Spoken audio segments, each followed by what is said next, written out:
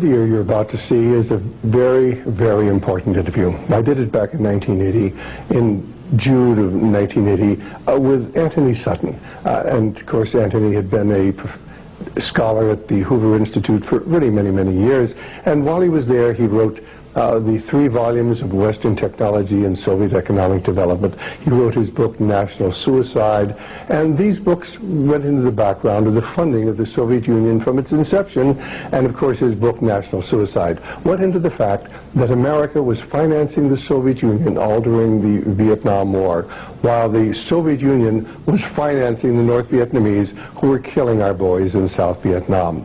In fact, everything was done to prevent Professor Sutton from either publishing the 3rd volume of Western Technology or his book National Suicide. Tremendous pressure was brought to bear on his publisher so that National Suicide could not be brought out, so the American people were not to know that during the Vietnam War we were financing indirectly the North Vietnamese. Well, let me just show you a few of the books that Professor Sutton has written, and these would include, of course, the Western Technology and Soviet Economic Development, Wall Street and the Bolshevik Revolution, Wall Street and FDR, Wall Street and the Rise of Hitler, and of course National Suicide. He's probably written at least 10 other books, including The Federal Reserve Conspiracy, the Trilateralists over Washington, volumes 1 and 2. He's written extensively on the Skull and Bone Society, on gold, on diamonds. Certainly Antony Sutton is one of the finest writers that we have within the conservative movement today. And for the last 20 years, he hasn't been doing interviews. I've contacted him a number of times, asked him to do radio interviews with me, but he is unavailable. I think that you're going to find that this interview will explain to you who it was who financed Adolf Hitler and gave him the capability of waging war against the West, who it was who financed the Bolshevik movement after it was established in 1917 and kept it going until the Berlin Wall came down in 1989. You're going to learn about the Trilateral Commission. You're going to learn about who controls the media in the United States. Indeed, who is the invisible government and what the ultimate goal of that invisible government is, and why that invisible government financed Adolf Hitler and finances communism and has financed communism since its inception. And now to Antony Sutton. Dr. Sutton, you wrote 3 series of books while you were a research fellow at the Hoover Institute. Can you give me basically the background of the content of these series? Yes, the series I wrote at the Hoover Institution at Stanford University concerned the transfers of Western technology to the Soviet Union, and essentially comprised 3 individual books. Each book covers a period of time since 1917. And then you wrote a second series of books on Wall Street. Yes, these were trade books. In other words, they're not academic books. They're written for the general public. They concerned the build-up of the 3 types of socialism: Bolshevik socialism in Russia, what we might call welfare socialism in the United States, and Hitlerian or National Socialism. And each book examines the financing and the contributions made by Wall Street, by international bankers, to the development of that specific form of socialism.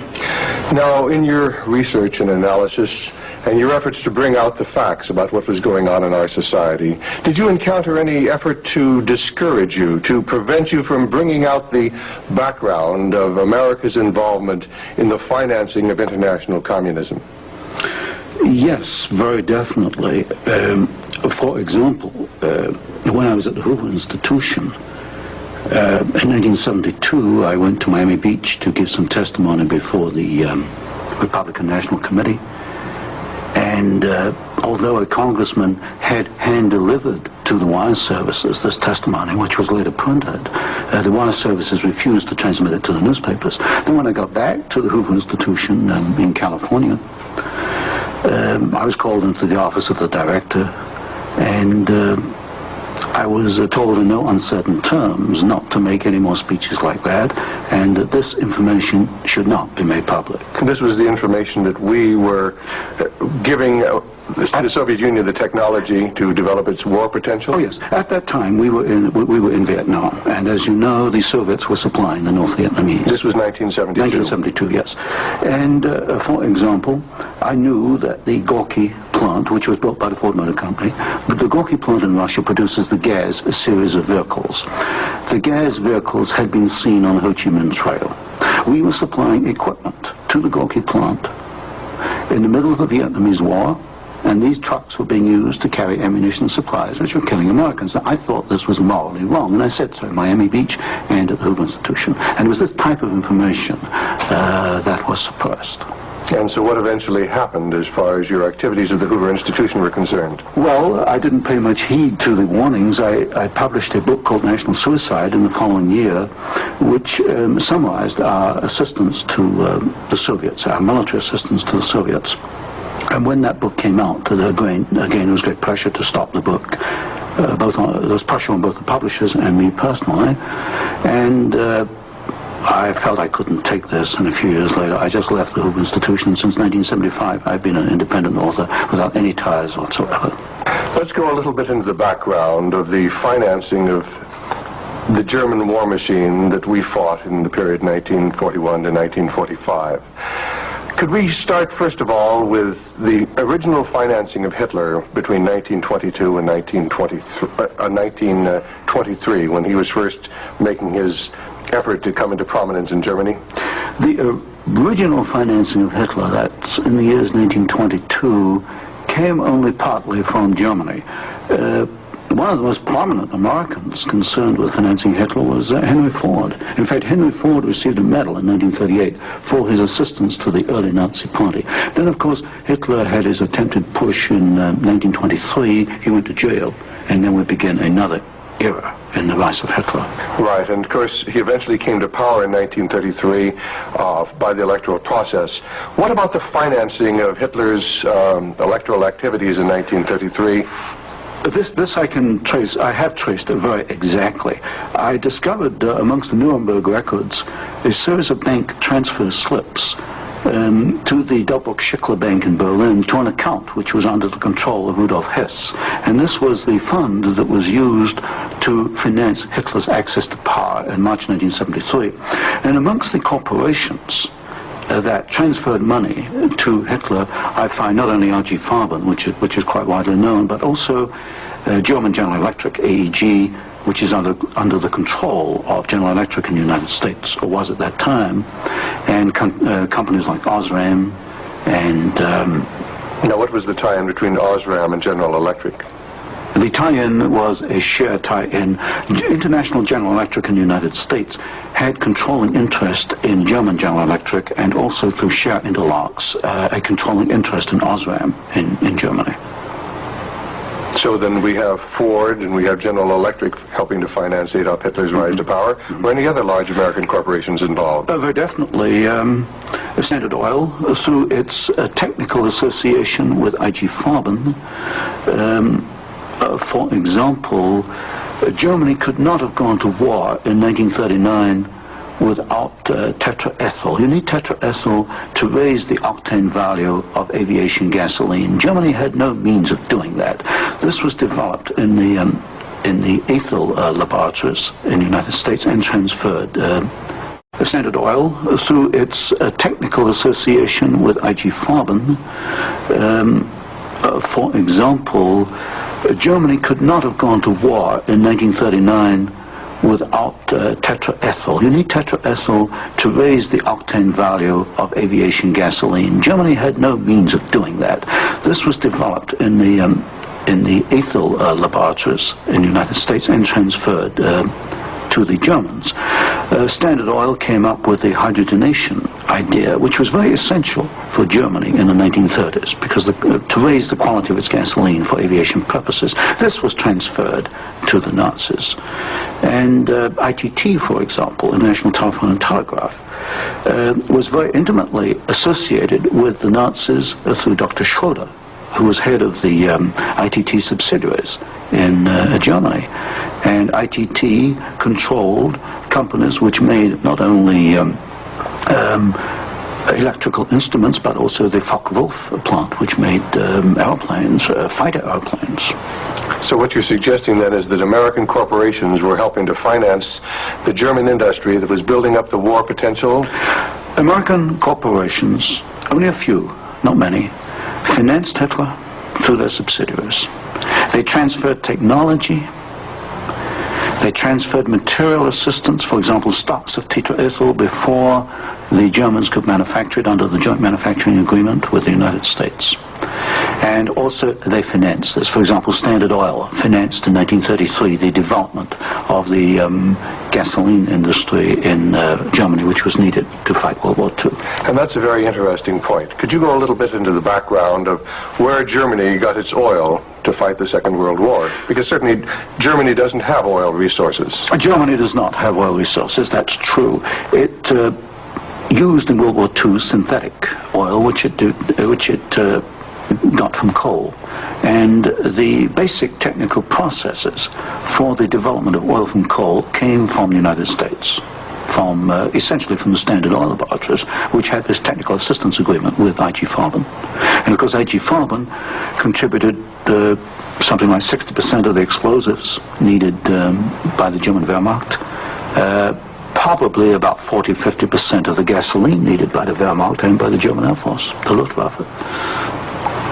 And was there a definite interlock between I.G. Farben and Standard Oil? The interlock was at the technical level, the exchange of patents. It was through a financial technical assistance agreement. There were other interlocks with the United States through a subsidiary, I.G. Farben, in the United States. But with Standard Oil, the interlocks were at the technical and financial level. And is it a fact, it's been stated, that there were members of the board of directors of Standard Oil who were also on the board of directors of American I.G. Farben? Yes, Walter Teagle is one name that comes to mind. And there were several directors. Was there an interlock with Ford between I.G. Farben and American I.G. Farben and the Ford Motor Company? Not that I can recall, not offhand. Not offhand. So basically what we're seeing then is American industry helping to provide the technology, helping to provide the finance, helping to provide the material that is going to allow Hitler to create his war machine. Yes, that is correct. That is correct. Now, in your book, Wall Street and the Rise of Hitler, you talked about the bombing patterns during the Second World War, and the fact that it was amazing that there were certain factories that were not bombed, whereas the majority of the German factories were decimated, German-owned factories. There were certain factories that tied into this interlock we've already alluded to, that for some strange reason seemed to escape the devastation of our saturation bombing.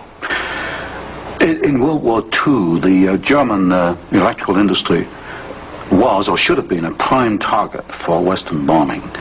But in practice, the German General Electric plants were not bombed. Of the 10 major plants, not one was bombed, and a half a dozen others had trifling damage, broken windows, that kind of thing. So what we have here is a very interesting case of an industry which should have been bombed in World War II, but was not bombed, and yet we have American ownership, which raises a certain amount of suspicion as to why it was not bombed. But as far as the German-owned electrical companies, did they undergo a rather heavy bombing? I took a look at that. The Siemens plant, for example, they were bombed. There's no question. But the industry was not targeted as a general target. So Siemens, for example, was not bombed as heavily as, say, tank plants or aviation plants, that kind of thing. You mentioned the Ford plant in Cologne. Was this a prime military target? The Ford plant in Cologne should have been a prime military target. For example, the British Air Force, the Royal Air Force, did bomb the Ford plant at Poissy in France. But the Ford plant in Cologne, which was by far the largest Ford plant in Germany, was not bombed in World War II. But did our military planners intend to bomb it? In other words, was it on the aiming report? Well, I did look at the aiming reports for the plants in Cologne. Ford was known about. They knew that it was producing equipment for the Wehrmacht. But it was not bombed. It was scheduled as a target, but it was not bombed. So somewhere along the line, as far as the planning was concerned, the name of the Ford motor plant in Cologne was deleted, and yet the city of Cologne itself was totally decimated. The city of Cologne was decimated, as of course many other cities in Germany were decimated. But somewhere along the line, something happened. I suspect it was in the aiming committees, and without question, orders were sent out not to bomb certain targets, even though these were prime military targets.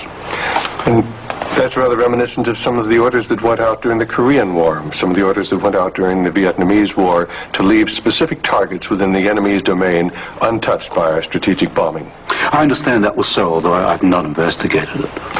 Now, in your book, Wall Street and the Rise of Hitler, there was one very interesting section about a special fund that Heinrich Himmler had, and the funneling of money from German corporations into this fund, even up into the years 1943 and 1944. And many of these corporations had strong ties into the American corporations, into the American parent corporations. Could you tell us a little bit about the Kepler Fund? The Kepler Fund was also known as the Konto S Fund. It was what we might call Heinrich Himmler's personal slush fund. He used it for his own personal projects. And what amazed me was both in 1933 and in 1944, the 2 years for which I examined the records, over half the funds came from American corporations. For example, in 1933, ITT, Standard Oil, General Electric, and possibly Osram were contributors. Even in 1944, in the middle of World War II, we find that ITT was funneling funds to Heinrich Himmler's fund through Schroeder, who was the chairman of the ITT subsidiaries in Germany. We also find that Depag, the Standard Oil subsidiary in Germany, was financing Heinrich Himmler, and this was in the middle of World War II. Now, were these facts ever brought out at the Nuremberg hearings? They were never brought out at the Nuremberg hearings, although the documents do exist within the files, within the records. They have not been published, as far as I know. And you actually had access to these records? Yes, there's some 400 tons of these records available, and many of them were at the Hoover Institution, or copies were at the Hoover Institution, and that's where I found the original documentation. I think it's a tragic part of our history when the American public doesn't realize the interplay then between great American corporations and the financing, the funding of the Nazi movement. Now, I wanted to talk just a little bit about the Nuremberg trials, because at the Nuremberg trials, the Nazis, the Nazi war criminals, the Nazi generals were held specifically guilty for what transpired. Were there any Americans involved? Were any Americans indicted? Were any Americans convicted as far as the financing of the Nazi war movement? Very definitely not. I looked at the criteria for what we might call war crimes under the Nuremberg Tribunal. And there's no question in my mind that certain Americans well fitted the criteria which required indictment and trial. But no Americans were ever brought to trial. I looked at the criteria for what we might call war crimes under the Nuremberg Tribunal. And there's no question in my mind that certain Americans well fitted the criteria which required indictment and trial. But no Americans were ever brought to trial. Do you think there was any conscious effort to conceal this fact, both from the Nuremberg War Tribunal and from the American public? Well, there was a conscious effort in the fact that these businessmen were very prominent in stating in 1946 that they had no knowledge of what Hitler was doing, and yet they were intimately involved with the build-up of Hitler. I suspect that this was not published in the media at the time, although I've not checked that. But certainly the role of American corporations and American businessmen in aiding Hitler has not been published. Now, what about the actual financing? What about the loans from large American banks, from large British banks, to Hitler's government in that period between 1933 and 1939, when Hitler was preparing for war? Well, you've got to go back a little earlier and look at what are known as the Young loans, which were very important because I think they brought about the economic collapse of Germany in 1933. That was the Young plan. This was Owen Young, who was, of course, chairman of General Electric. Here we got a man who actually made the loans as an officer of the United States government, which brought about the collapse of Germany in 1933, enabling Hitler to take over. And then subsequent to 1933, you get a series of loans. A very good one is Standard Oil, which loaned several $1 million, at least, to Germany to build up its aviation gasoline facilities. And there are other examples. Fine. Well, I'd like to get a little bit into the background of the financing of Bolshevism, because I think this is vitally important. And we can go back to the period after the Second Revolution, which was in October and November of 1917. The initial financing of Lenin's movement, how did it tie into the American corporations? Was there any American involvement in that period between 1917 and 1918, when Bolshevism was just beginning to get a foothold in Russia? Yes, there were several incidents. The most important is one involving Colonel William Boyce Thompson, who was the largest shareholder in the Chase Bank, which of course today is Chase Manhattan Bank. And I published in one of my books a copy of a cablegram which transferred funds from New York to Petrograd in December 1917, $1 million to be precise.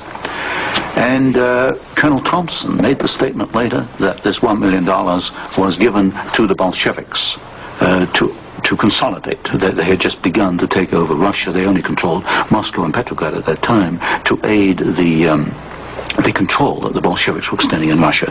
This is a very clear case. $1 million, American funds, transferred through an American Wall Street intermediary to the Bolsheviks. And didn't you publish that document here in Wall Street and the Rise of Bolshevism? I published two statements. One is a copy of the cablegram, and the other is a copy of the news clip of the statement made by Colonel Thompson at that time that he had made this contribution. Now, why would an American capitalist, an American financier, help to aid Bolshevism? The only answer, and of course this puzzled me for years, you know, why? Because we understand there to be an opposition. And the only answer I can come to is one of captive markets. The United States did not want another United States in the world. And of course, if you look at the world map, Russia is 2 or 3 times larger than the United States. Imagine this as another United States, as another competitor to the United States. What the United States wanted, or Wall Street wanted, was a captive market. And of course, socialism is a captive market because my earlier studies at Stanford University had brought out the fact that a socialist system cannot innovate. It's got to import innovation and technology from the West. And so I think the aim behind this was to encourage the development of Marxism and other types of socialism, because this would give these Wall Street bankers control of a world market, a captive market. At the end of the First World War, Russia was devastated by famine. And America sent a relief mission. It was the Hoover mission. Do you know any of the facts surrounding the activities of the Hoover Commission? Well, there's no question that in 1922, 1923, Russia was finished. Industrial output was perhaps 8 or 10% of 1913 figures, and people were starving by the hundreds of thousands. And the Hoover mission was organized, of course, to send aid to Russia. But most of the aid went to the Bolsheviks, who controlled really quite a small part of Russia at that time. Only a very small part of the aid went to the White Russians or to the Far East. And then after 1922, 1923, Lenin instituted something known as the New Economic Policy, or this series of 5-year plans. Can you tell us about the 5-year plans and the part that the major American corporations, major world corporations, played in building up the Soviet Union? Well, there are two separate phases here. The new economic policy was started in 1923 by Lenin, and I found, and I published this in my first book from Stanford, that every single Russian industry was rebuilt or restarted by foreign corporations, mostly German, British, French, and American. By 1928, Russia was back to approximately its 1913 industrial output. And at that point, she began to think of these grandiose 5-year plans. And in 1928, Gosplan, which is the Russian government planning commission, actually designed an initial 5-year plan, but this was thrown out, it was inadequate, and American corporations were were brought into Russia. And the first 5-year plan and the second 5-year plan were actually designed in the United States by American corporations. And what were these corporations? Which ones specifically were involved in the design of the first 5-year plan was by a corporation probably not known to most Americans, Albert Kahn. But Albert Kahn was the foremost industrial architect in the United States. And Albert Kahn laid out the basics of the first 5-year plan for the Soviets. And then we find, again, the same corporations involved with the construction of the plants. International General Electric, certainly, DuPont, Ford Motor, Hercules Motor, Curtiss-Wright in aircraft engines, and even some corporations which today were forgotten about, like Vultee and Chance Vought. These were aircraft manufacturers at that time. And so American corporations came in and they built the first 5-year plan. But what was important, the Soviets then copied these plans, and this accounts for the tremendous Russian output. They took this initial equipment and they multiplied it, they copied it by the 100. Now, how about Ford Motor Company? Did they play a part in the building up of the Soviet potential? Very definitely. Ford Motor Company built the Gorky plant, and the Gorky plant produces the GAZ series of vehicles, that's GAZ, and these are trucks, and there's some automobiles. And right from the early 1930s, you find that the GAZ plant has had military potential, and Ford knew that when it went in and built the Gorky plant. And we know it because I found statements to this effect within the State Department files.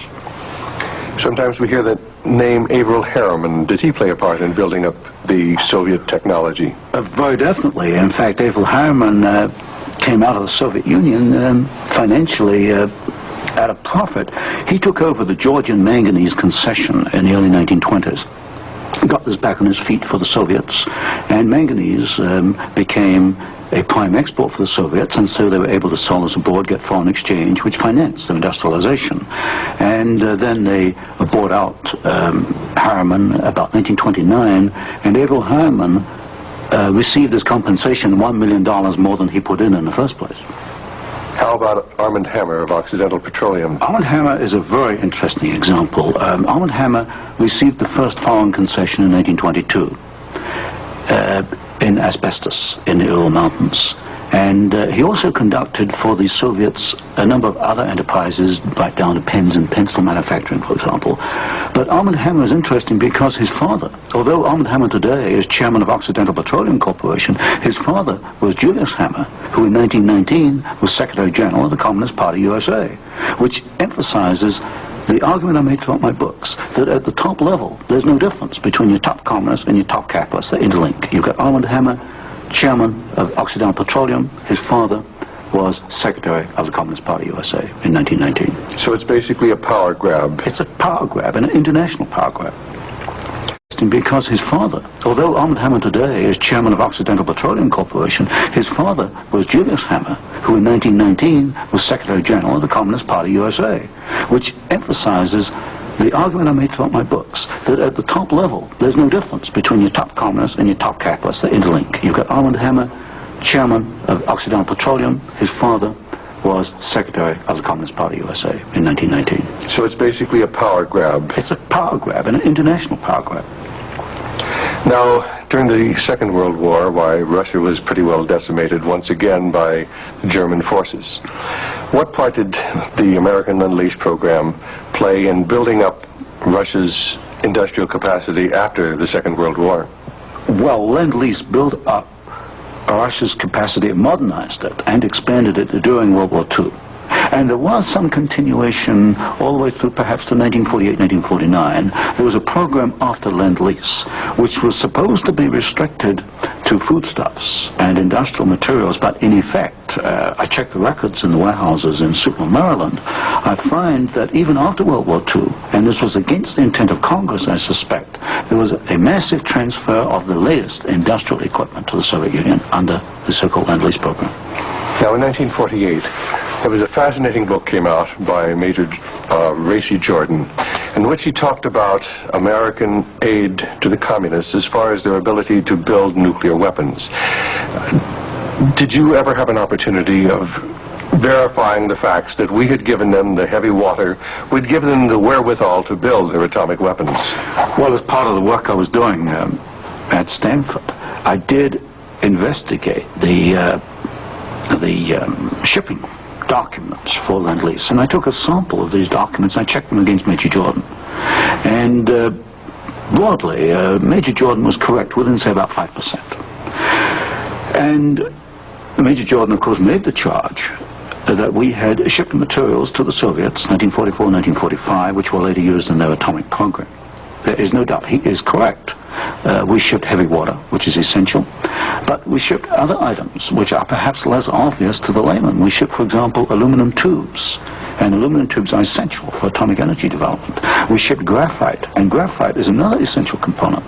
So generally, as far as I could check, and I checked the original government Lend-Lease documents, General Major Jordan was correct.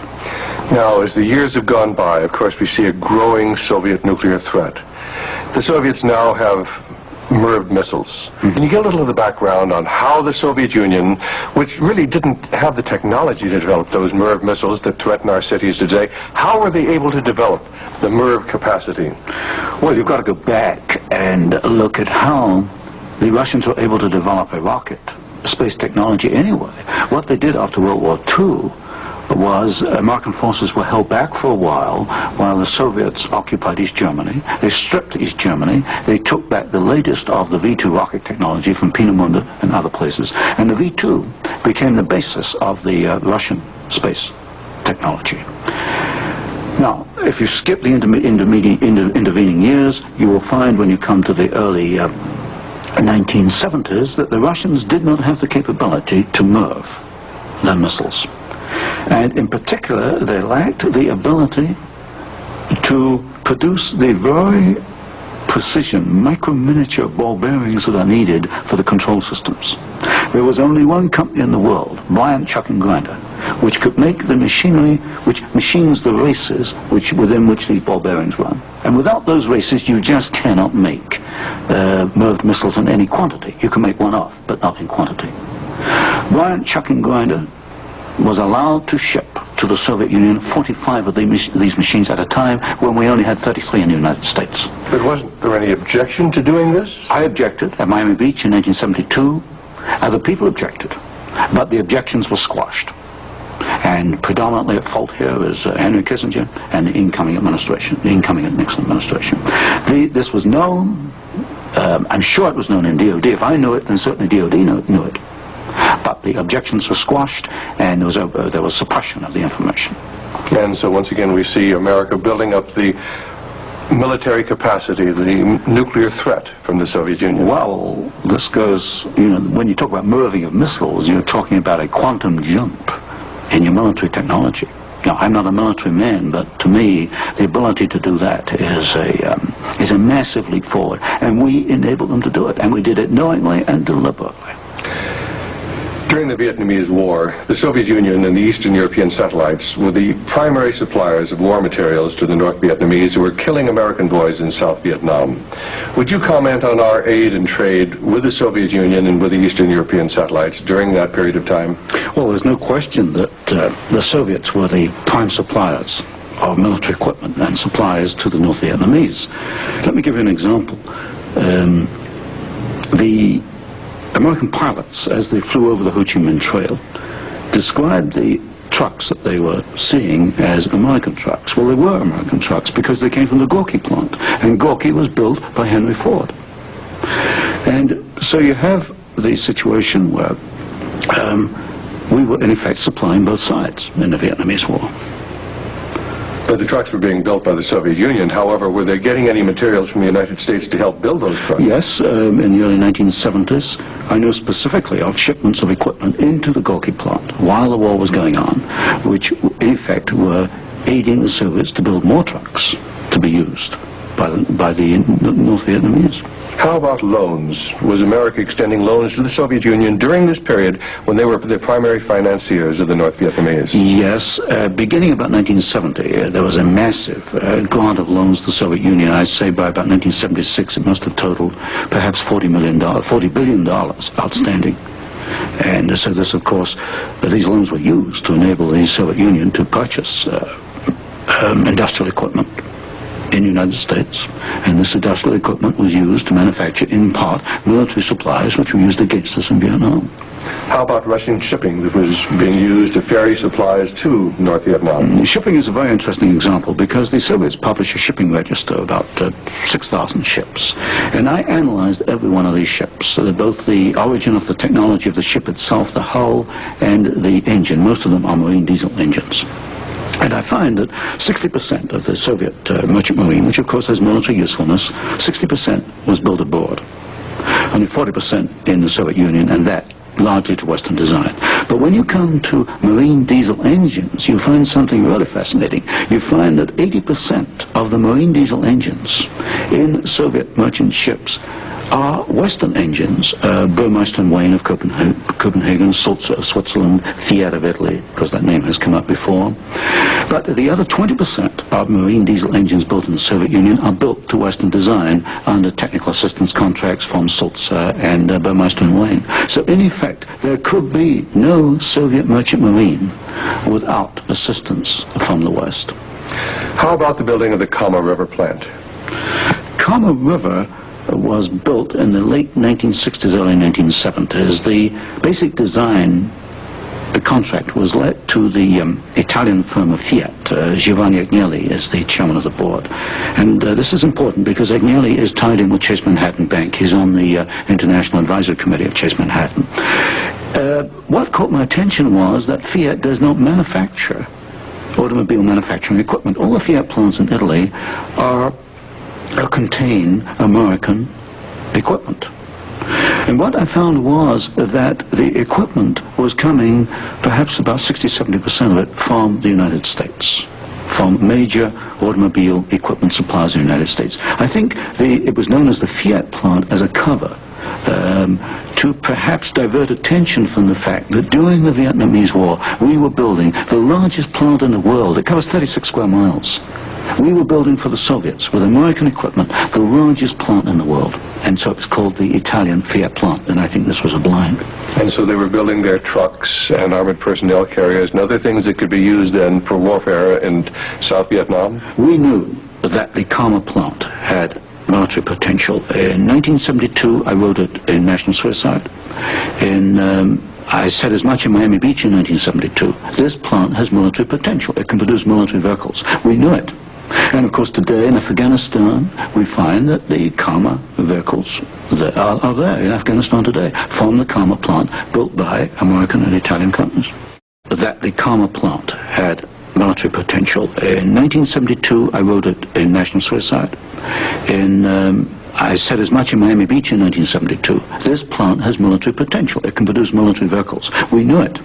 And of course today in Afghanistan we find that the Kama vehicles that are there in Afghanistan today from the Kama plant built by American and Italian companies. And it was after you brought out this information that efforts were made to suppress your book, National Suicide, Yes. and your other studies? Yes, because I was bringing out the fact that the Kama River plant had military potential, that we were moving the missiles with the Bryant chucking grinder equipment, and of course other facts along these lines. And what sort of pressure was brought to bear upon you? What sort of pressure was brought to bear upon the publisher of your book, National Suicide? There was pressure on the publisher to prevent publication, to stop publication. He refused to do so. There's pressure brought upon me first to withdraw the book, and then a rather deceitful sort of pressure. It was claimed at the Hoover Institution that I had plagiarized Volume 3 of my Western Technology series, which was being published by Stanford University. Well, firstly, I challenged them to point out the plagiarization, and nobody could find even two sentences that matched up. But then I pointed out that I cannot plagiarize my own work. I hold the copyright on both books, and nowhere in the world can I plagiarize myself. That's a logical impossibility. And then gradually it built up over the following years that my research was perhaps going a little out of what was perhaps required, or welcome would be a better word, and it should be confined within more narrow boundaries. And at that point in 1975 I left the Hoover Institution, and since then I've become an independent author, and I can publish what I want to publish. Do you know of any other instances where efforts were made to suppress publication of books through the Hoover Institute?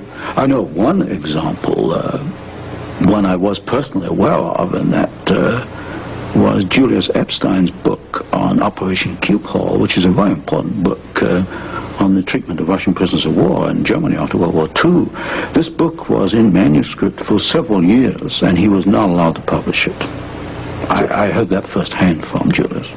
Right, and eventually it was, of course, brought out. It was at a later point. Now, another example I can give is my own Western Technology series. The third volume of that was held in galleys for 1 year. Now, it costs a lot of money to hold a book in galleys, because when a book is in galleys, you want to get it out on the market to start recouping your investment. That book was held in galleys for 1 year because it was not politically wise or acceptable to publish it at that time, even though it was an academic book. Now, you've done some fascinating studies on the Trilateral Commission. Can you tell us about the Trilateral Commission? The Trilateral Commission is a private organization founded by David Rockefeller in 1973. It was essentially financed by Rockefeller and some of the foundations, Kettering Foundation, Danforth Foundation, Ford Foundation. Ford Foundation was a very major contributor. And the stated objective is to encourage discussion amongst what they call the trilateral regions. I should point out that of the 300 members, 1/3 come from the United States, 1/3 from Japan, and 1/3 from Europe. But in effect, I find that the actions of the Trilateral Commission are very much self-interested on the part of the international banking community in New York. Now, as far as the Trilateral Commission's influence on the American government is concerned, it's been said that there is a very excessive representation of the Trilateral Commission in Jimmy Carter's cabinet and in Jimmy Carter's administration. Well, excessive is rather an understatement. I think there's some 200 million people in the United States. There are only 77 trilateral members who are American. Out of that 77, I counted no fewer than 18 trilateralists. That's about 1/3 of the American trilateral contingent turns up in the Carter administration. Mr. Carter himself was a trilateral, Mr. Mondale, Mr. Brown, Mr. Vance, Mr. Blumenthal, Mr. Brown, Secretary of Defense. In other words, they occupy all the senior cabinet and sub-cabinet posts. In fact, there's some key committees, intelligence and defense committees, which are only comprised of trilaterals. So here you've got 77 Americans selected by one man, David Rockefeller, who's chairman of Chase Manhattan Bank, and we find that they turn up in the key controlling positions in Washington under the Carter administration. And would this suggest to you that perhaps we do not select the government, that it is selected by these people who work behind the scenes? You can come to no other conclusion.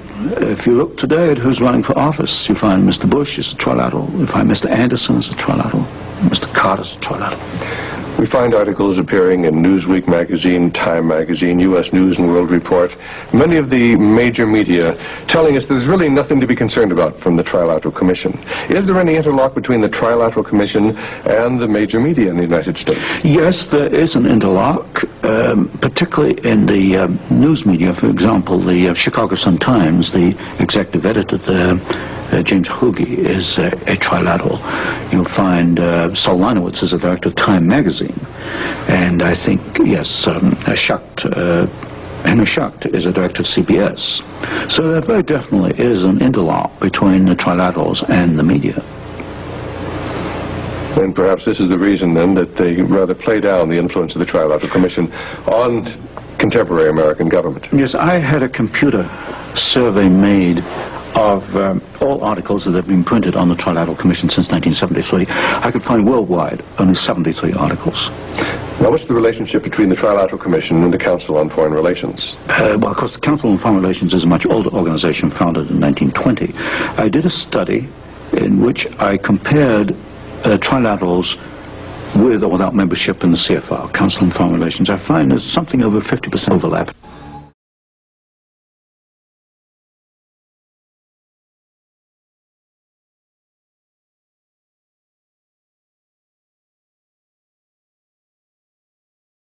In Senator Goldwater's book, With No Apologies, on page 280, he wrote, "The Trilateral Commission is intended to be the vehicle for multinational consolidation of the commercial and banking interests by seizing control of the political government of the United States."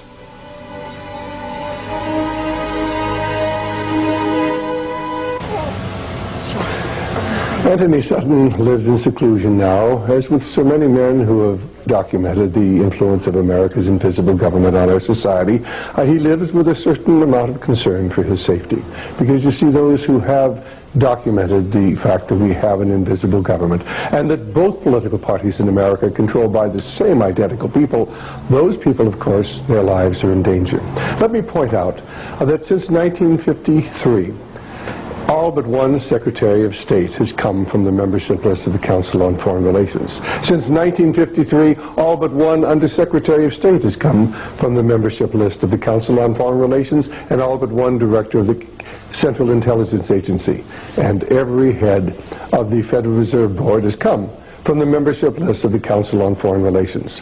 Of the last 9 American presidents, 6, possibly 7, have come from the membership list of the Council on Foreign Relations, which is indeed the invisible government of the United States. Now, to understand the background of how this all came about, I'd suggest our video, The Descent into Darkness, which will document the origins of the Council on Foreign Relations, originally from the secret society that Cecil Rhodes created in 1891. And of course then the various front organizations, the Round Table, the Royal Institute for International Affairs in England and throughout the British Commonwealth, and of course in America, the Council on Foreign Relations really is a front group for the American branch of the Round Table and for the J.P. Morgan banking interest. Now, if you'd like to document what I'm telling you, a wonderful book. It was written by Professor Carroll Quigley, who was Bill Clinton's mentor when Bill Clinton attended Georgetown University back in the 1960s. In fact, Professor Quigley was a liberal college professor who had a tremendous influence on many of his students, and Bill Clinton even mentioned Professor Quigley when he accepted the Democrat nomination for the presidency back in July of 1962. And when he was accepting the Democrat nomination, he talked about when he'd been a student, he'd heard John Kennedy's call to citizenship, and then as a student at Georgetown University, he heard that summons clarified by a professor named Carroll Quigley. Now, in 1966, Professor Quigley wrote a book entitled Tragedy and Hope, A History of the World in Our Time, in which, in 1,348 pages, he outlined the entire history of modern times and the secret society which had come to dominate the American government. The book was published by Macmillan Company. In fact, it was so revealing that almost immediately the publishing house was bought up, and someone who worked for the new publisher destroyed the plates to the first half of Professor Quigley's book. In 1966, Professor Quigley wrote a book entitled Tragedy and Hope, A History of the World in Our Time, in which, in 1,348 pages, he outlined the entire history of modern times and the secret society which had come to dominate the American government. The book was published by Macmillan Company. In fact, it was so revealing that almost immediately the publishing house was bought up, and someone who worked for the new publisher destroyed the plates to the first half of Professor Quigley's book. If you doubt what I am telling you, we actually have a taped interview which I found in Professor Quigley's papers back at Georgetown University when I went through them back in 1980, and we offer that taped interview with Professor Quigley where he tells how somebody destroyed the plates to the first half of his book, and then how his publisher refused to reprint the book even though there was demand from all over the world. That's available in our 4-tape set, The Secret Government, available from Radio Liberty by calling 1-800-5-HIV-WAR. Now, of course, the Council on Foreign Relations is not the only organization working behind the scenes to change America from a free society into a corporate socialist or fascist society.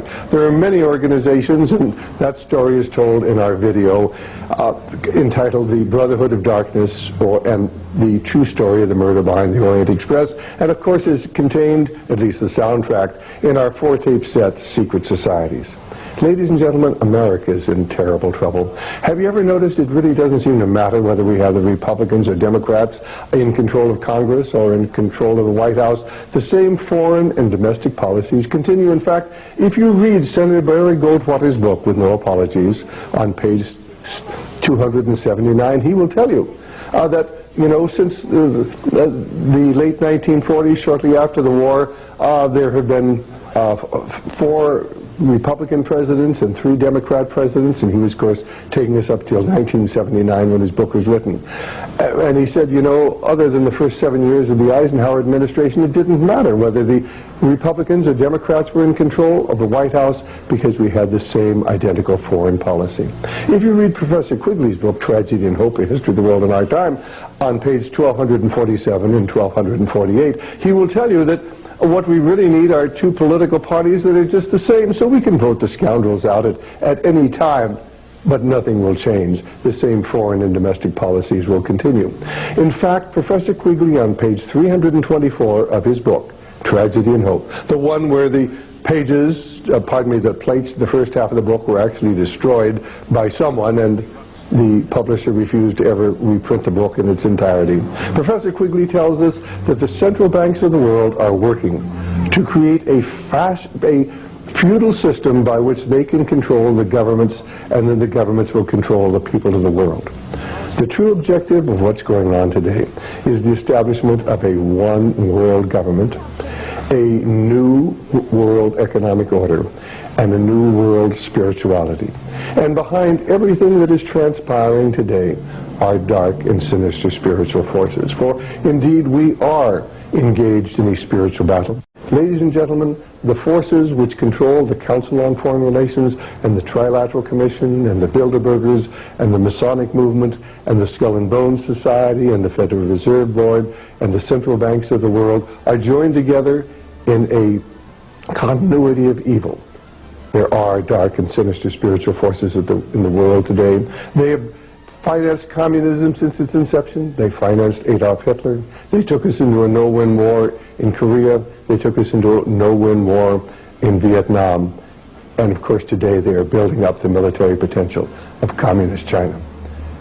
Will America survive as a free nation? Only if the people of this nation are willing to join together and become informed, become involved in the political process. First of all, to understand it's a spiritual battle, to come to understand why America was a great Christian nation at one time, and then how we lost that freedom.